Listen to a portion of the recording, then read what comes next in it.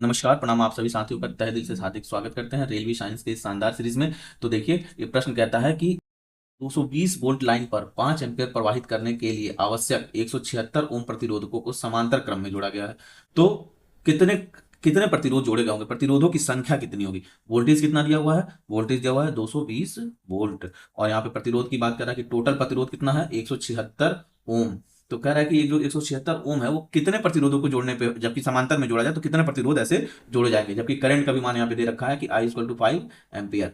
समांतर क्रम में प्रतिरोधों के इक्विवेलेंट निकालने का फॉर्मूला जो होता है वो 1/R equivalent equal to 1/R1 plus 1/R2 plus 1/R3। इसी प्रकार जितने प्रतिरोध होते हैं वो आप जोड़ते चले जाते हैं। लेकिन देखिए, आप जरा ध्यान दीजिए, यहाँ पे प्रतिरोधों की संख्या ना देकर सभी प्रतिरोधों का योग दिया हुआ, आर इक्विवेलेंट का मान दिया हुआ। तो आप तो देखिए, यहाँ फॉर्मूला जो V बराबर क्या होता है, आई आर होता है। V बराबर क्या होता है, आई आर। और यहाँ से अगर आप आर टोटल आर निकालने की कोशिश करें तो V अपन आई, और वोल्टेज कितना दिया हुआ है 220 वोल्ट, और आई कितना, आई का मान दिया हुआ है 5 एम्पियर। तो 5 एम्पियर इसको आप जब काटेंगे तो ये हो जाएगा आपका 44 ओम। तो टोटल जो आर इक्विवेलेंट आया कितना है, 44 ओम। और वहां पे वो क्या कह रहा है कि 176 प्रतिरोधों, 176 तक ले जाना है। तो कितना ले जाना है, 176 तक। तो इस फार्मूले को आप इस तरह का कन्वर्ट कर ले। देखिए यहाँ 1/R equivalent is equal to, और ये हो जाएगा आपका number of, total number of कितने प्रतिरोध होंगे वो, और इसी को कहेंगे और टोटल रेजिस्टेंस। तो देखिए यहाँ पे तो हमारा आर टोटल जो आ रहा है कितना आ रहा है, 44। तो आर इक्विवेलेंट हो गया 44,